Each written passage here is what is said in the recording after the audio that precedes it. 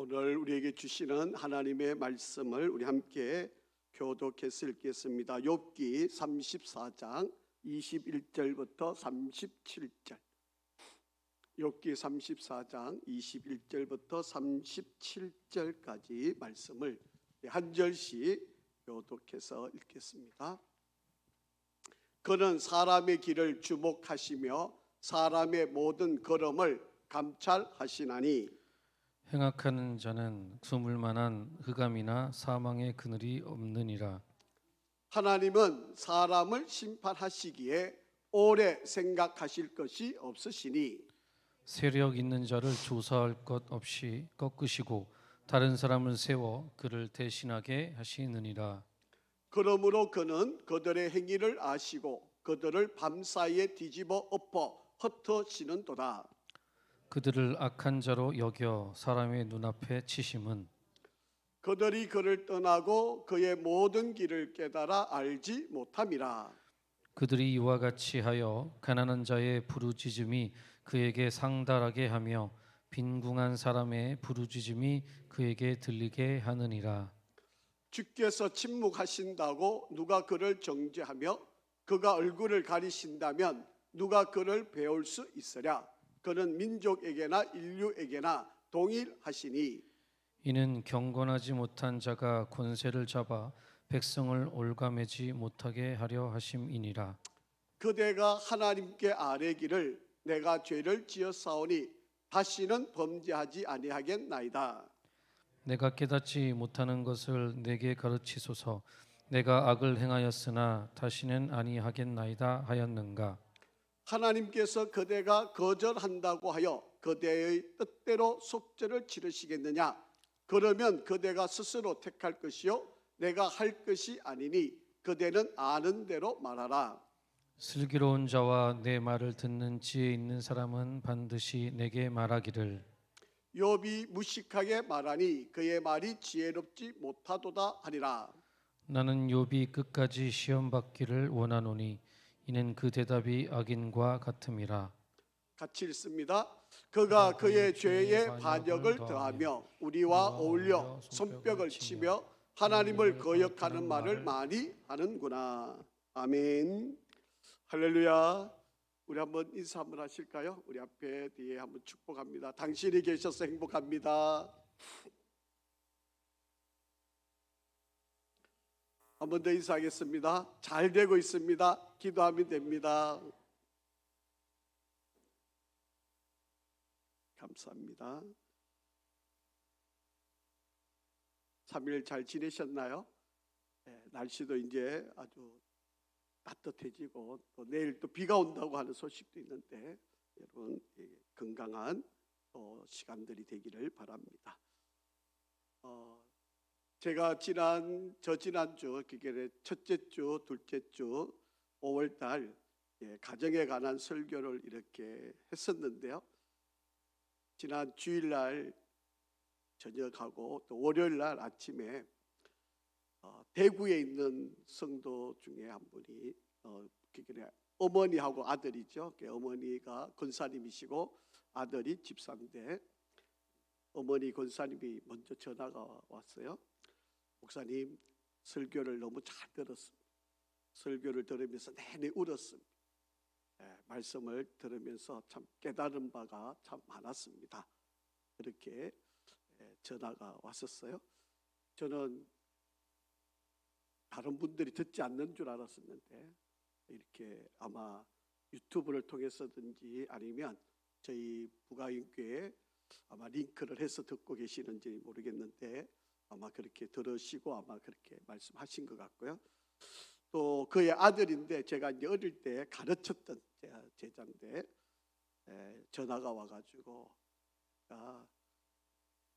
얼마 전에 이제 아버님이 돌아가셨는데 아주 오랜 투병을 하고 계셨다가 돌아가셨는데 말씀을 이렇게 쭉 듣다가 참 효도를 아들 하나밖에 없는 집인데 참 잘 효도하고 참 열심히 잘 사는 뭐 이제 불과 나이가 이제 한 40 정도 됐을 나이인데 이 친구가 하여튼 이 사업을 하면서 나름대로 사업을 이렇게 열심히 잘합니다. 그래서 돈을 벌어가지고 교회도 세우려고 그러고 아주 나름대로 신앙생활 아주 열심히 잘하고 있는데 아버님이 너무 일찍 돌아가신 것 같다.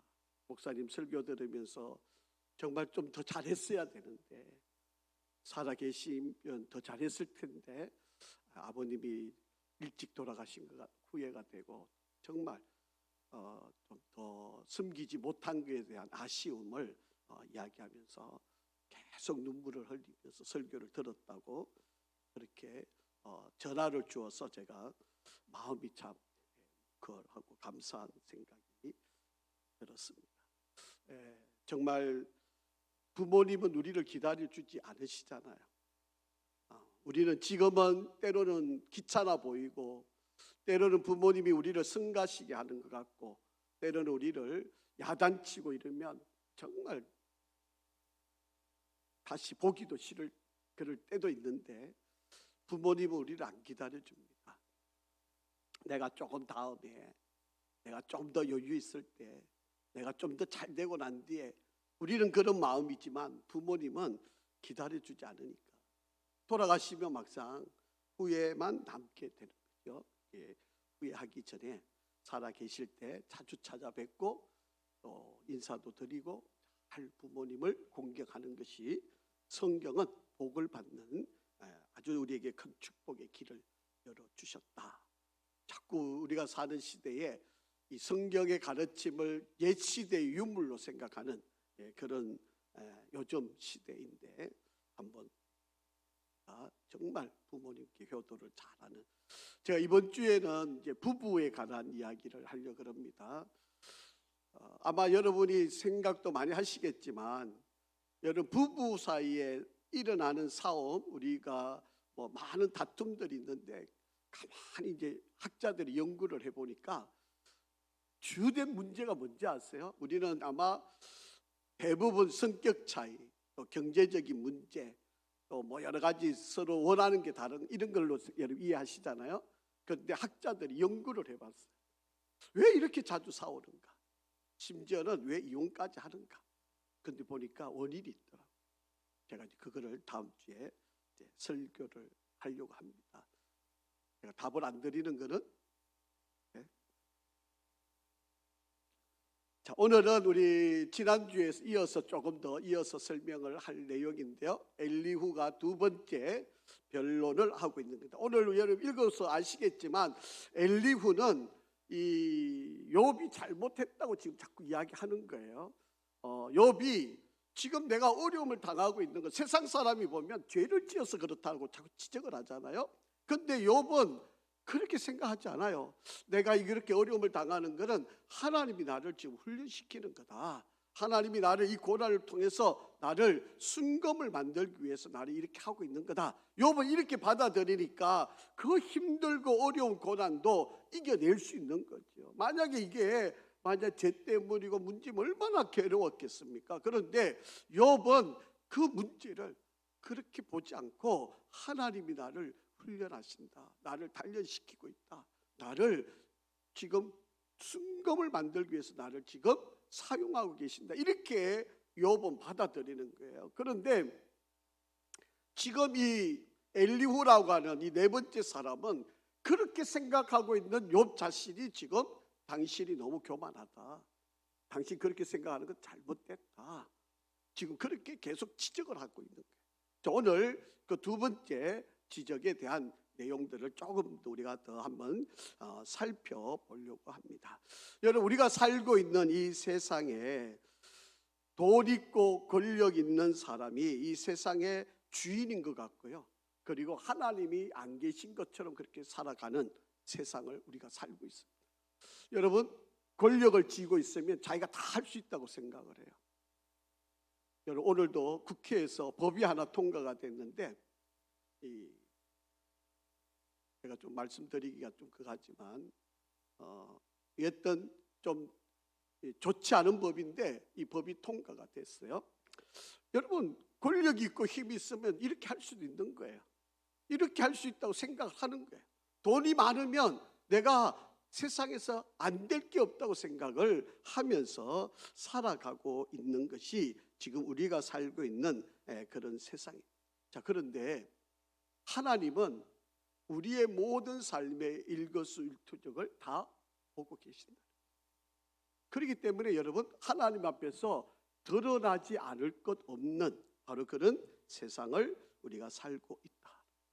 요즘 우리나라에 여러분, 오늘도 여러분이 의식을 하든 의식을 하지 않든 간에 여러분 하루를 사는 동안에 우리가 여러분 CCTV라고 하는 게 있잖아요. 거기에 여러분 적게 100번 이상 여러분이 거기에 얼굴이 드러나 있었습니다.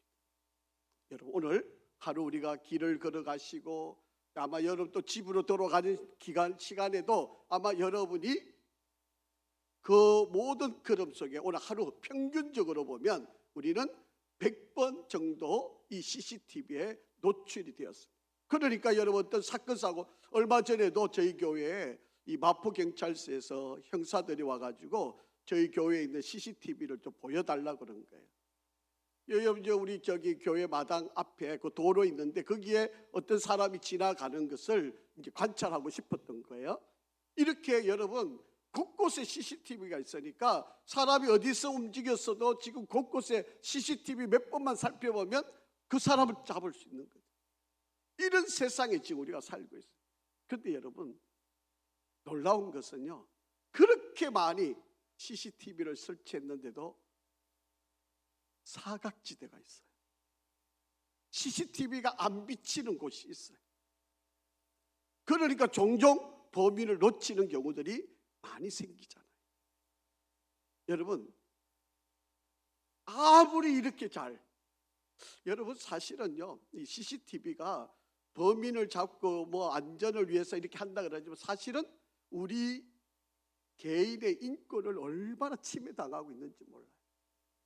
그런데 이 대한민국 사람들은요, 이런 좀 이렇게 제가 표현이 좀 과할 수 있는데 조금 독재적인 그런 것을 받기를 원하는 그런 성향이 좀 있는 것 같아요. 그러니까 사실은 다른 나라는 이렇게도 안 하거든요. 여러분, 영국은요 이렇게 CCTV를 달 수가 없어요. 이거는 다 투표를 하든지 아니면 다 동의를 받아야만 할 수 있어요. 근데 우리나라처럼 이렇게 곳곳에 그냥 뭐 아무렇지 않게 CCTV를 달아놓고 우리를 이렇게 감시당하고 있는데도 누구 하나 반항하거나 변명하거나 이거 잘못됐다고 이야기하는 사람이 없잖아요. 그런 거 보면 우리가 좀 이상한 사람이 되어가고 있는 것 같은 느낌이 드는 거예요. 여러분, 우리가 살아가면서 이렇게 안전하다 이렇게 만들어 가는데도 불구하고 우리 인간의 눈으로 보지 못하는 것이 너무 많잖아요. 이렇게 살고 있는 게 우리가 살고 있는 세상이에요.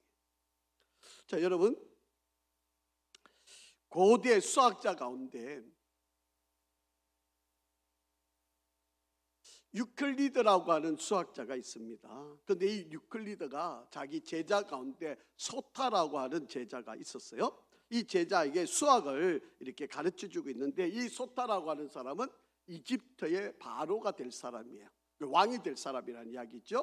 그래서 이 유클리드가 이 소타를 공부를 가르치고 이제 제자로서 이렇게 가르침을 하는데 이 소타가 이 유클리드가 아주 유명한 수학자인데 이 수학을 가르치는데 너무 힘든 거예요. 너무 어려운 거예요. 그래서 질문을 합니다. 나를 위해서 좀 더 쉬운 방법으로 가르쳐 줄 수는 없습니까?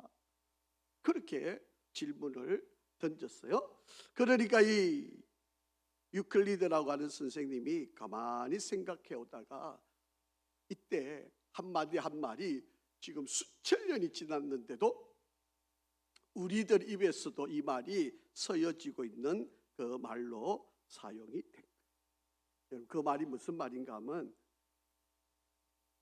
배움의 길에는 왕도가 없습니다. 그렇게 이야기합니다. 당신이 아무리 싫어도 이거를 배워야만 왕으로서 잘 통치를 할 수 있다. 배우는 길에는 요령이 필요 없고 그냥 수학은 암기해야 되고 풀어야 되고 또 공부는 해야만 지식이 쌓이고 능력이 실력이 되는 거지. 어쩌다가 뭐 운 좋게 되어지는 그런 게 아니다라고 하는 이야기입니다. 것입니다. 여러분, 우리 신앙생활도 이렇지 않을까요? 여러분, 우리 신앙생활도 우리가 좀 잘하고 싶고 정말 어떻게 하든 우리가 이렇든 저렇든 뭐로 가든 구원만 받으면 된다고 우리는 생각하지만 성경에는 구원의 길이 딱 답이 나와 있잖아요. 우리 한번 읽어보실까요? 요한복음 14장 6절 시작. 예수께서 이르시되 내가 곧 길이요 진리요 생명이니 나로 말미암지 않고는 아버지께로 올 자가 없느니라. 여러분, 구원의 길이 분명해요. 예수를 믿어야만 구원이 이루어진다. 내가 곧 길이다. 예수님이 말씀하신 거예요. 예수가 곧 길이다. 내가 곧 진리다. 내가 곧 생명이다. 나로 말미암지 않고는, 예수로 말미암지 않고는 구원을 받을 수 없다. 하나님 나라에 들어갈 수 없다. 분명하게 답이 나와 있잖아요. 여러분, 배움에도 왕도가 있듯이 우리가 어떤 길에도 여러분 진리의 길이 분명히 있습니다. 여러분, 예수를 믿지 않고는 구원받을 수 없는 거예요. 그게 예수를 믿어야 합니다. 근데 대부분 많은 사람들 어떻게 해요? 여러분, 전도 오늘도 해보셨지만 전도하면 어떻게 해요? 나중에 조금 있다가 여유 있으면, 이렇게 다들 생각하잖아요. 내가 조금 뭔가 나아지면, 내가 문제가 풀리면, 내가 여건이 좀 편해지면 그때 가서 내가 신앙생활 예수 믿겠다고. 근데 기다려지나요? 시간이 하나님이 그래 너는 언제까지 기다렸다가 그때 믿어도 돼, 이렇게 말씀을 하실 수가 있나요? 전혀 그렇지 않다라고 하는 이야기입니다. 자, 그렇기 때문에 우리가 신앙생활하면서 분명하게 잘 기억을 해야 됩니다. 자, 이러듯이 오늘 엘리후가 이제 욥을 오늘 이렇게 읽어보시면 아주 좋은 말들이 많이 나오는데 그 모든 말조차도 다 욥이 너 지금 잘못하고 있다고 지적하는 이야기. 한번 볼까요? 자, 21절 22절 시작. 그는 사람의 길을 주목하시며 사람의 모든 걸음을 감찰하시나니 행악자는 숨을 만한 흑암이나 사망의 그늘이 없느니라. 하나님은 사람의 모든 길을 다 주목하고 있고 사람의 모든 걸음을 다 감찰하고 있다. 여러분, 우리 하나님에서 숨길 수 있는 것이 아무것도 없어요. 우리 하나님은 다 보고 계세요. 이제 종종 우리는 하나님을 속일 수 있다고 생각하는 사람이 많이 있죠. 아니, 내가 뭔가를 훔치면 그 자리에서 꿀밤을 딱 때리든지 번개를 치든지 야단을 치든지 뭐 이러면 내가 죄를 지으니까 무섭구나, 하나님 알고 계시는, 이러고 벌벌 떨고 죄를 용서를 구할 텐데, 사람들은 내가 남의 물건을 훔치고 남을 막 비나 때리고 해도 어떻게 해요? 아무 일이 안 일어나니까. 그러니까 이거 괜찮은 모양이네. 뭐 이런 짓 해도 하나님이 나를 뭐 벌 주시네. 이거 이런 거나 하나님이 봐주시는 건가? 모르시는 건가? 이러고 대충 넘어가는 거예요. 지금 욥에게 하고 있는 거예요. 여러분, 욥이 너 지금 이 엄청난 고난 받고 있는 거 이거 하나님 다 보고 계시는 거야. 너 뭔가 하나님 앞에 숨겨놓은 죄가 있지. 너 하나님께 큰 악을 행했잖아. 너 하나님 앞에 용서받을 수 없는 못된 짓을 했잖아. 그러니까 하나님 너한테 벌 주고 있는 거야. 지금 이렇게 지적을 하고 싶은 거예요. 그러니까 하나님은 사람의 모든 길을 다 주목하고 계시고 사람의 모든 걸음을 다 감찰하고 계시고 행악자가 숨을 만한 흑암이나 사망의 그늘은 없다. 그렇게 지금 이야기를 하고 있다. 여러분, 종교개혁자들이 특히 마틴 루터가요, 종교개혁을 일으키면서 그가 하나님 앞에 늘 고백했던 말이 하나 있어요. 라틴어로 코람데오라고 하는 말이에요. 여러분, 이 코람데오라고 하는 말은 하나님 앞에 서 있다, 이런 뜻이에요. 종교개혁을 하는 그 루터가 그 마음속에 내가 어떤 상황, 어떤 순간, 어떤 처지에서도 나는 하나님 앞에 서 있다, 이렇게 다짐하면서 종교개혁을 한 거예요. 여러분, 우리는 종종 하나님이 안 보신다, 특히 여러분 이 불을 딱 끄고 깜깜해지면 하나님이 이곳은 못 보시겠지, 이렇게 생각을 많이 해요.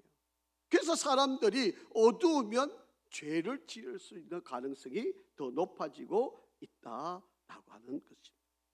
우리 하나님이 사람이 하고 있는 모든 것을 다 알지 못하는 것처럼 생각을 하고 착각을 하고 있다라고 하는 것입니다. 그런데 여러분, 우리 하나님은요, 모든 것을 다 보고 계시고 알고 계시는 분이에요. 그래서 오래 생각하실 필요도 없어요. 왜? 이미 알고 계시니까, 다 보고 계시니까. 한번 보시죠. 23절 24절 시작. 하나님은 사람을 심판하시기에 오래 생각하실 것이 없으시니 세력 있는 자를 조사할 것이 없고 꺾으시고 다른 사람을 세워 그를 대신하게 하시느니라. 그렇게 말씀합니다. 여러분, 하나님이 어떤 심판을 하기 위해서 서류를 갖고 와라, 그래서 이 사람이 어떤 죄를 지었는가 뒤적거리고 이럴 상황도 없어요. 왜? 다 알고 계시니까. 하나님은 저와 여러분의 안고 일었음, 아니 우리가 저 바다 밑속에 숨어 있었어도 다 알고 계시고 찾아내시고 우리를 다 알고 형편과 처지를 알고 계시는 분이 바로 우리 하나님이시다. 우리 하나님은요, 절대로 숨길 수 없어요. 여러분, 우리가 마지막 백보자 심판 앞에 서게 되면요, 우리가 천국에 가면 여러분 구원을 받잖아요. 우리가 예수를 믿었기 때문에 저와 여러분도 다 구원받아요. 그래서 1차적인 구원은 저와 여러분은 다 이루어집니다. 그런데 두 번째, 1차적인 심판은 구원으로 인하여서 심판을 이겨내게 되고, 두 번째 심판이 있는데 백보자 심판이 있는데, 거기는 내가 지금까지 살아온 모든 행적을 하나님이 다 보여주시는, 파노라마처럼, 아마 그냥 이건 제 표현이니까 여러분 그냥 우리가 하나님 앞에 서면 내가 이때까지 살아온 모든 것이 내 눈앞에 싹 스쳐 지나가요. 그러면서 내가 이 길로 가야 될지 저 길로 가야 될지 내가 스스로 깨닫게 되는 거예요. 그런 두 번째 심판이 있어요.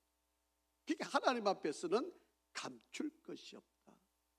하나님 앞에서는 절대로 속일 수가 없다. 여러분, 악한 자들은요, 하나님이 꺾으시고 그리고 대신해서 왕을 세우기도 하시는 그런 하나님의 역사가 있다라고 하는 것을 우리에게 가르칩니다. 그런데 이제 우리가 종종 이렇게 느끼잖아요. 우리가 세상을 살아가고 내가 힘들 때 왜 하나님 가만히 계시는지, 왜 우리가 이렇게 고난당하는 시간이 너무 길다고 생각하잖아요. 빨리 이거를 좀 바꿔주시고 역전시켜 주시고 좀 새롭게 만들어 주시고 이러면 정말 하나님의 역사와 하나님의 능력을 우리가 인정하고 막 이렇게 될 텐데, 어떤 때 보면 하나님이 침묵만 하고 계시는 것처럼 보일 때가 솔직히 있지 않습니다. 여러분, 나쁜 정치를 하는데도 너무 오래, 이것이 여러분 북한 같은 경우 한번 보세요. 벌써 3대째가 세습하고 있는데도 하나님이 그런 나라를 멸망도 안 시키고 지금까지 이렇게 기독교 국가를 씨를 말려놨는데, 그런데도 하나님이 가만히 저 나라를 어떻게 금방 뒤집어 주셔야 되는데 그렇지도 않는 이런 상황을 보면 이거 정말 때로는 의심도 가고 불안해도 하고 너무 오래 간다고 이런 생각들이 들 때가 많이 있지 않느냐라고. 여러분, 우리도 마치 지금 우리 현실에도 나쁜 사람이 더 오래 더 승승장구하고 있는 걸 보면 여러분, 이거 마음이 불편하지 않나요? 힘들지 않습니까? 너무 괴롭지 않나요? 정말 믿음대로 사는 사람, 정말 하나님 말씀 붙들고 이렇게 사는 사람이 고난이 계속 진행되고 있는 걸 보면 여러분, 우리가 너무 아프고 힘들고 괴롭지 않느냐라고. 그런데요, 여러분, 지나서 보면 그것도 잠깐이었다. 지금 당하고 있을 때는 이게 너무 긴 시간인데, 그런데 그 시간이 지나서 보면요, 너무 짧은 시간이에요. 여러분, 저도 이제 작년에 저희 이제 어머님이 87세로 이렇게 소천을 하셨는데, 어머님하고 사실은 살아온 시간이 거의 62년간이었거든요. 62년을 살아왔는데, 근데 지금 이렇게 1년을 이제 이렇게 지나서 이렇게 가만히 돌아보면 너무 짧은 시간. 아이고, 좀 더 잘할 걸, 좀 더 그때. 왜 그때 좀 투명스럽게 말했는가? 왜 그때 좀 살갑게 좀 안 하고 왜 그랬을까? 이런 생각이 뭐 오만 생각들이 스쳐 지나가는 거예요. 63년이면 62년이면 짧은 시간이 아니잖아요. 그런데 지금 와서 보면 그게 너무 짧은 시간이에요.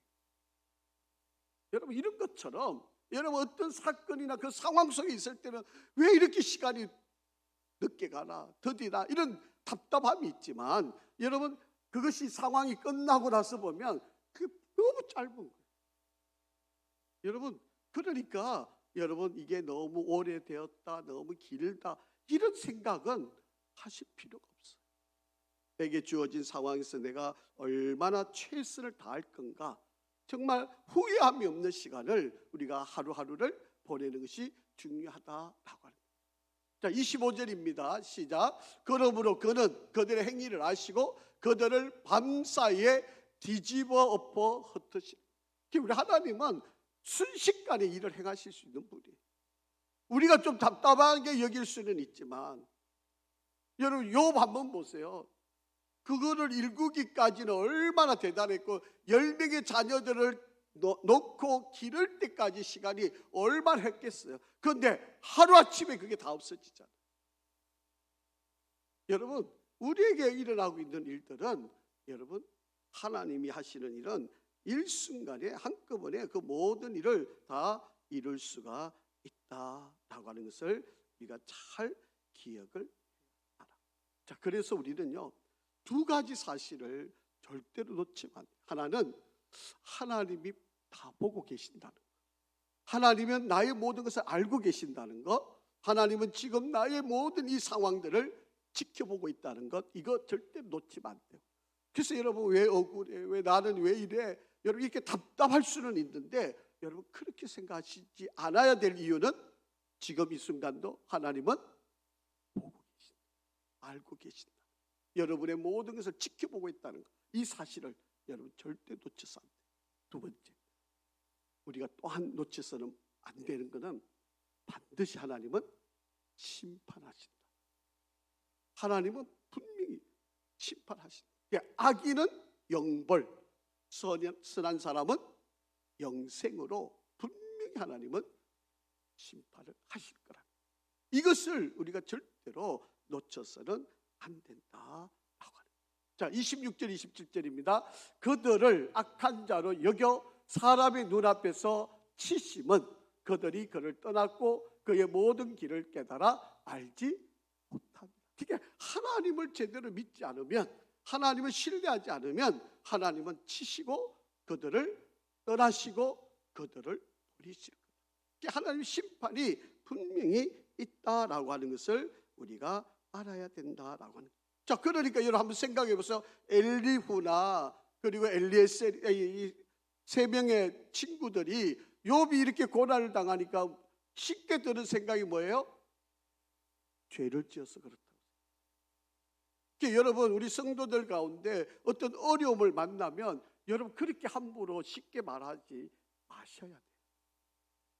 때로는 욥처럼 하나님이 이렇게 훈련을 시키는 경우도 있으니까. 여러분, 나면서부터 소경도 하나님은 죄 때문이 아니라고 이야기하잖아요. 뭐 때문이에요? 하나님의 영광을 드러내기 위해서 날 때부터 그를 소경으로 하나님이 만드셨다고 예수님이 그렇게 말씀하시잖아요. 사람들은 당연히 날 때부터 소경이니까 뭐라 그래요? 부모의 죄, 저 사람의 죄가 있어서 그런 거 아닙니까? 이렇게 다 그렇게 지적했고 그렇게 비난해 왔었어요. 그런데 예수님은 그게 아니에요.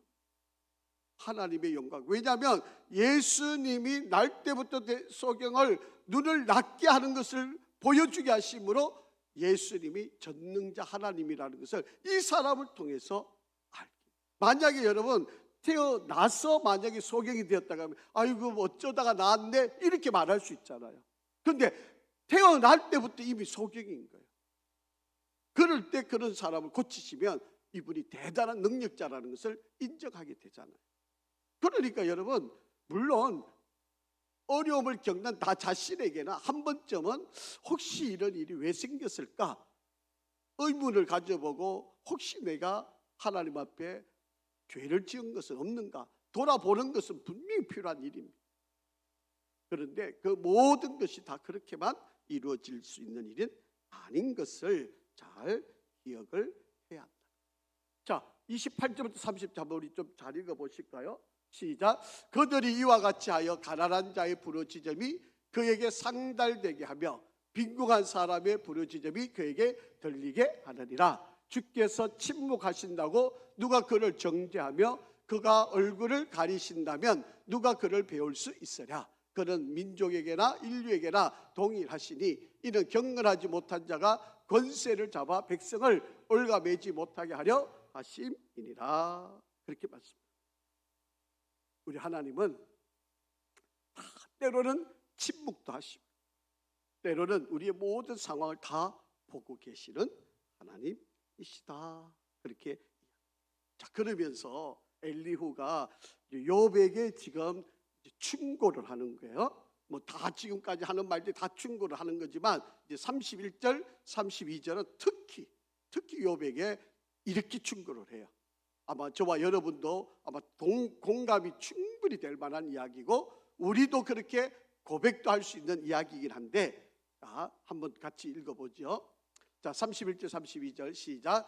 그대가 욥에게 하는 말이에요. 그대가 하나님께 아뢰기를 내가 죄를 지었사오니 다시는 범죄하지 아니하겠나이다. 내가 깨닫지 못하는 것을 내게 가르치소서.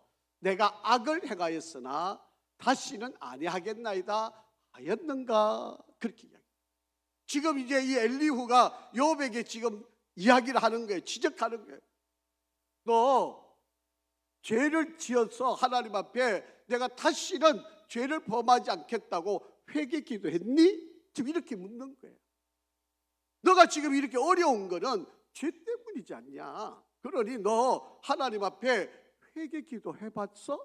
너 그거 잘못했다고 해야 되는 거 아니야? 너 이렇게 어려운데 이렇게 큰 문제가 생겼는데 어떻게 가만히 있어? 너 죄 없다고 말할 수 있는 거야? 아니 너 이거 하나님이 너를 훈련시킨다고, 너를 단련시킨다고 지금 이렇게 훈련 과정에 있다고 네 이야기할 수 있는 거야? 지금 이렇게 이야기하는 거야. 너 이거 회개해야 될 일이야. 그러니까 하나님 앞에 내가 이런 죄를 지어서 하나님 용서해 주세요. 이렇게 해야 되는 거 아니냐? 지금 이렇게 지금 지적질하는 거예요. 또 한 가지 더 이야기하는 거죠. 내가 깨닫지 못하는 것을 내게 가르치소서. 내가 악을 행하였으나 다시는 아니하겠나이다. 하나님, 나 죄를 지었는데 다시는 죄를 짓지 않겠습니다. 하나님 앞에 내가 다짐하는 기도를 해야 되는 거 아니냐? 이렇게 이야기합니다. 틀린 말이 아니잖아요. 우리는 이런 기도도 할 필요가 있죠. 그렇지 않아요? 우리가 죄를 지었으면 당연히 하나님 앞에 하나님, 나 죄 지었습니다. 용서해 주십시오. 나 잘못했습니다. 당연한 거지요. 그런데 모든 일을 그렇게만 해석할 수 있는 일은 아니라는 것을 자꾸 이야기. 그렇게 욥한테 지금 계속해서 그걸 비난하는 거예요. 여러분, 사실은 욥은 이 일로 일어나는 사건이 아님에도 불구하고 이렇게 고백을 하고 있다라고 하는 것입니다. 그렇게 한마디로만 자꾸 욥은 자기는 의롭다고 하는, 나는 죄 안 지었다고 이야기하는 거고, 그러니까 너가 어떻게 그럴 수 있냐? 사람이 어떻게 죄인인데 죄인이 아니라고 너가 그렇게 말하는 게 옳으냐? 하나님이 너한테 이렇게 어려움을 주고 있는데 그렇게 지금 이야기하는 거예요. 자, 여러분, 우리가 여기에서 한 번쯤은 우리가 좀 짚고 가야 될 것은, 어려움이 온다고 다 여러분 시험하고 여러분 잘 하나님 벌 주시고 이렇게만 볼 수 있는 일은 아니다라고 하는 것을 우리가 잘 이해를 하셔야 돼요. 여러분, 때로는 그 어려움이 우리를 더 성숙시키고요, 때로는 힘든 상황이 나를 더 성장시키고, 내가 어떤 정말 이해할 수 없는 상황이 내게 왔을 때 그것을 통해서 그와 똑같이 경험하고 있는 사람들을 이해할 수 있는 마음을 가질 수 있게. 그러니까 하나님은 우리를 다양하게 사용하시고 훈련시키고 있다는 것을 우리는 잘 기억을 해야 한다. 그렇기 때문에 여러분, 어떤 어려움이 왔다고 하나님을 원망할 일이 아니에요. 잘 우리가 좀 지혜를 가지고 판단을 해볼 필요가 있다. 자, 33절을 보면 하나님께서 그대가 거절한다고 하여 그대의 뜻대로 속죄를 지내겠느냐? 그러면 그대가 스스로 택할 것이요 내가 할 것이 아니니 그대는 아는 대로 말하라. 그렇게 이야기를 하고 있는 상황입니다. 여러분, 우리가 만약에 죄를 지었고 분명하게 회개할 일이 있다면 당연히 해야죠. 그렇지 않겠습니까? 내가 분명히 나쁜 짓을 했어요. 그래서 그것 때문에 어려움을 겪었어요. 그러면 내가 깨달아지면 당연히 하나님, 내가 이런 죄를 지었습니다. 하나님 용서해 주십시오. 다시는 죄를 짓지 않겠습니다. 아니, 그렇게 하는 게 당연한 거 아닙니까? 그런데 여러분, 내가 죄도 안 지었는데 내가 이해할 수 없는 어려움을 만나고 있다면 없는 죄를 자꾸 찾아서 회개하는 게 그게 더 이상한 거 아닙니까? 그럴 때는 하나님의 뜻을 분별할 수 있게, 하나님께서 이 일을 통해서 내게 무엇을 원하시는지를 깨달아가는 것, 이게 또한 우리에게 지혜이지 않느냐. 지금 욥을 통해서 하나님은 그렇게 일을 하시는데 세상 사람들은 그렇게 안 보는 거예요. 여러분, 우리도 신앙생활 할 때 그럴 때 많아요. 우리가 성도들 가운데도 보면 조금만 어려운 어떤 이 사건이 일어나고 일이 일어나면 자꾸 그걸 가지고 막 비난하고 손가락질하고 막 그거 갖고 자꾸 확대 해석을 하고 막 이런 일들이 자꾸 생겨요. 그래서 이 교회 안에가 이 성도들이 상처를 그래서 많이 입게 되는 거죠. 여러분, 심지어는요, 어느 이단들은 감기 걸린 것도 귀신 들어서 감기 걸렸다고 이렇게 지적해요. 여러분, 그렇게 이야기하는 교회가 있어요. 교단이 있어요. 이단이 있어요. 여러분, 그러니까 조금만 뭐가 생기면 뭐 귀신 들렸다고 하고 뭐 이상한, 그렇게 말하면 안 되는 거예요. 성경을 제대로 모르는 사람들이 하는 이야기예요. 성경을 제대로 알면 그렇게 말할 수가 없어요. 물론 귀신 들려서 일어나는 일도 있을 수 있겠죠. 다 그렇게 일어나는 일이 아니다라고 하는 것을 우리가 기억을 하셔야. 자, 34절 35절 한번 보겠습니다. 시작. 슬기로운 자와 내 말을 듣는 지혜 있는 사람은 반드시 내게 말하기를 욥이 무식하게 말하니 그의 말이 지혜롭지 못하다. 그게 이렇게 말하게 되는 거죠.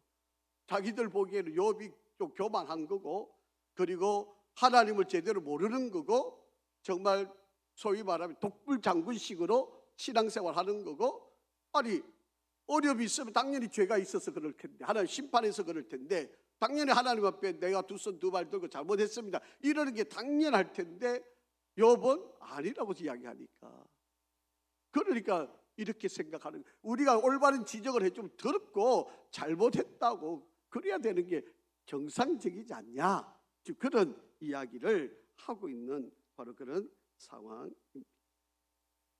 그런데 여러분, 우리는 일들이 다 그렇게만 이루어질 수 있는 일들이 아니다라고 하는 것을 우리가 잘 이해를 해요. 여러분, 피조물인 우리 인간은요, 여러분 우리가 좀 분명히 기억해야 될 것은 우리는 원래 죄인이잖아요.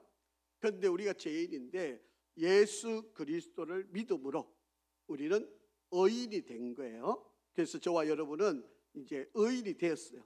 의인이 되고 구원을 받은 사람이에요. 하나님의 자녀가 되었어요. 그런데 우리가 이 세상을 살아가다 보면 구원받고 의인이 되었는데도 불구하고 우리가 세상 속에서 노출되어 있으니까 사탄이 우리를 가만히 내버려놓지 않잖아요. 그래서 순간순간마다 우리를 유혹하고 미혹을 해요.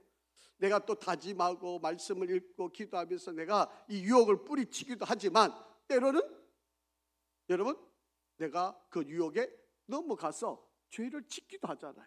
그런데 내가 이 유혹을 이기려고 이 사탄과 싸워서 바득바득 끝까지 버텨가는데 사탄이 우리를 가만히 내버려 놓겠어요? 그러니까 우리를 계속 공격해 올 거 아니겠어요? 그러다 보면 우리를 어렵게 만들고 힘들게 만들고, 내가 믿음을 지키기 위해서 신앙생활 더 잘하기 위해서 하나님 말씀대로 살기 위해서 사탄과 싸우다가 보면 내가 그 사탄으로부터 어려움을 당하고 위험도 당하고 힘든 일도 만나고, 그게 어떻게 우리가 죄 때문에 그런 거예요?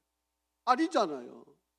물론 내가 넘어가서 짓는 것은 죄로 인한 거지만 내가 그들과 싸우다가 보면, 여러분 싸우다 보면 상처도 있고 힘든 일도 생기고 부상도 당하고 그렇게 되는 거잖아요. 영적 전쟁하다 보면. 그런데 이거를 다 죄로 이야기하면 어떻게 되는 거예요? 그렇지 않다는 거예요. 그런데 세상 사람들이나 교회 성도들 가운데는 그렇게 안 본다는 거예요. 그래서 그런 말 한마디 들으면 괜히 힘들어서 상처받고 그냥 소심해지고, 그러다 보면 어떻게 해요? 교회 나오기 싫은 거예요. 그래서 교회를 자꾸 떠나려고 그러고 믿음을 자꾸 이렇게 되어버려요. 그러니까 여러분, 좀 신앙이 성숙한 성도들은 여러분 이렇게 힘겨워하고 있는 성도들과 함께 중보기도 해주고 이겨내게끔 여러분이 옆에서 격려해주고 이렇게 해야 되는 거예요. 그래서 우리는 하나님 나라 갈 때까지 우리는 이 영적 싸움을 지금 계속하고, 아마 여러분들 가운데도 치열하게 이 싸움들을 하고 계시는 분이 있을 테요. 어떤 분은 그 싸움을 극복해내신 분도 있을 테고요. 여러분, 그렇다고 우리가 이제는 사탄으로부터 공격 안 받느냐? 안 그래요. 베드로 사도가 이야기하잖아요. 우는 사자와 같이 삼킬 자를 두루 찾고 다니고 있다. 저와 여러분은 주님 앞에 서는 그날까지 계속 이 사탄은요 우리를 공격을 해요. 그렇기 때문에 우리는 그 싸움을 지금 하고 있는 거예요. 어떤 이들에게 그게 힘든 싸움이고, 어떤 이들에게 넉넉히 이기는 싸움이고, 어떤 이들은, 그래서 여러분, 제가 오늘 새벽에도 말씀을 드렸지만, 여러분, 그렇기 때문에 우리가 성령 충만을 계속 하나님께 구해야 돼요. 내 힘으로 싸워서 안 되니까. 그래서 매일 성령 충만 달라고. 여러분, 성령 세례하고 성령 충만은 달라요. 성령 세례는 하나님의 강권적인 은혜, 우리가 예수 믿을 때, 예수를 고백할 때, 여러분 성령이 아니고는 예수를 주라고 고백을 못 하잖아요. 그러니까 성령 세례를 우리에게 주시는 거예요. 그러면 우리가 내 입으로 내가 고백할 수 없, 감당이 내 주체가 안 될 만큼 내 입에서 예수를 주, 예수를 그리스도, 예수 하나님의 아들 이렇게 고백하는 역사가 일어나는 성령 세례가 임하게 돼요. 그 성령 세례를 통해서 우리가 예수를 주로 받았으면 우리는 날마다 영적 싸움을 이겨가기 위해서는 뭐를 구해야 될까요? 성령 충만을 구해야 돼요. 여러분, 날마다 아침에 일어나시면 하나님, 오늘도 나에게 성령 충만 주십시오. 오늘도 내가 여러 가지 일을 만날 텐데 이 싸움을 이기게 해주십시오. 지혜를 주십시오. 분별하게 해주십시오. 내가 잘 판단하게 해주십시오. 여러분, 그렇게 기도하셔야 돼요. 그래서 매일 아침마다 성령 충만을 달라고, 그래야 우리가 영적 싸움을 이겨나갈 수 있게 된다라고. 자, 마지막 절 한번 보실까요? 36절 37절 시작. 나는 욥이 끝까지 시험 받기를 원하노니 이는 그 대답이 뭐와 같다? 악인과 같음이라. 그가 그의 죄의 반역을 더하며 우리와 어울려 손뼉을 치며 하나님을 거역하는 말을 많이 하는.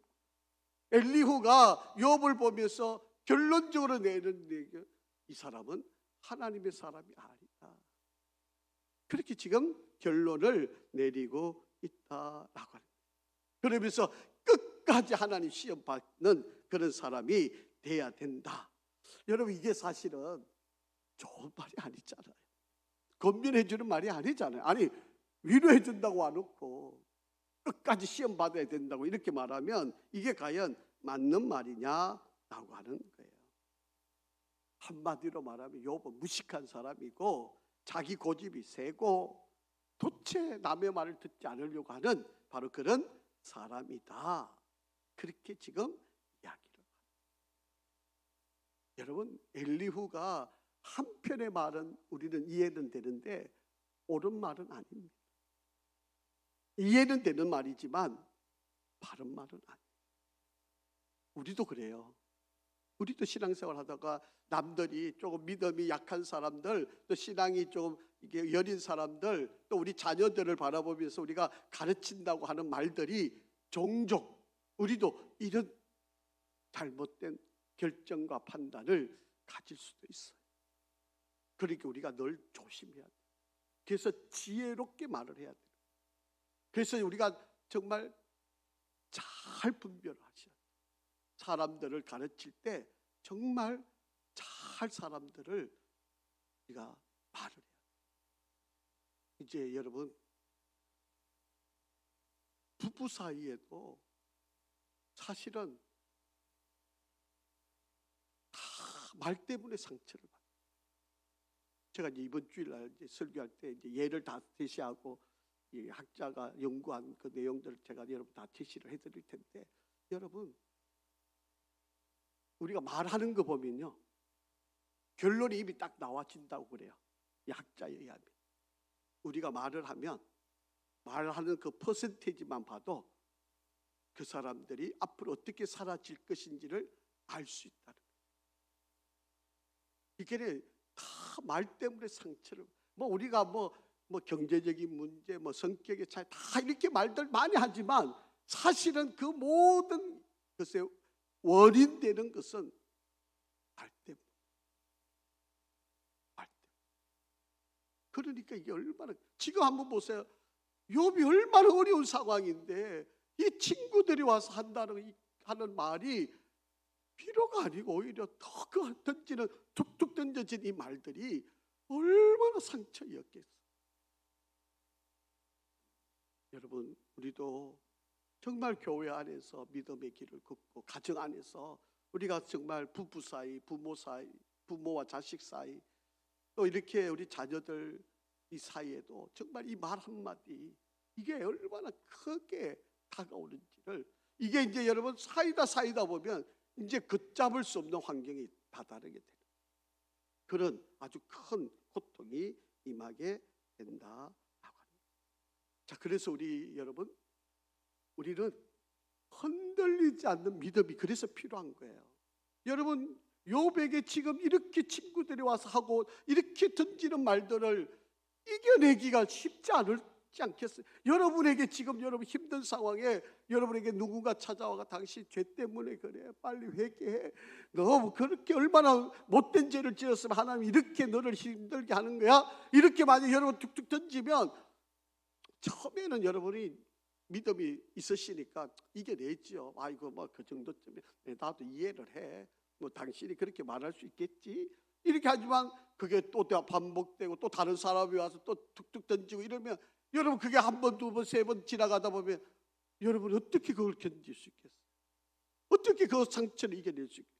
여러분, 욥기를 지금 우리가 34장까지 읽어왔잖아요. 읽을 때까지 이 친구들이 이렇게 던져진 말들 한마디 한마디를 욥이 어떻게 참을 수 있겠어요? 이겨낼 수 있겠어요? 무엇이 욥을 이 고통 가운데서 이거를 견뎌냈겠어요?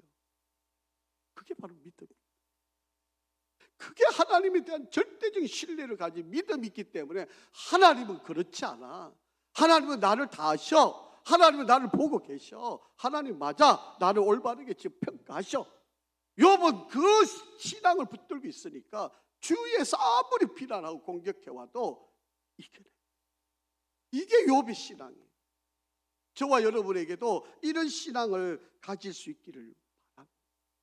여러분, 아직 우리 인생 끝난 거 아니에요. 저와 여러분 아직 갈 길이 아주 남아있어요. 주님이 부르시는 그날까지, 우리가 그 앞에 설 때까지는 아직도 우리가 해야 될 일들이 남아있다라고 하는 것입니다. 여러분, 계속 하셔야 돼요. 계속 그 걸음 지속해야만 합니다. 여러분, 누구 말 한마디 때문에 내가 왜 신앙을 포기해야 되나요?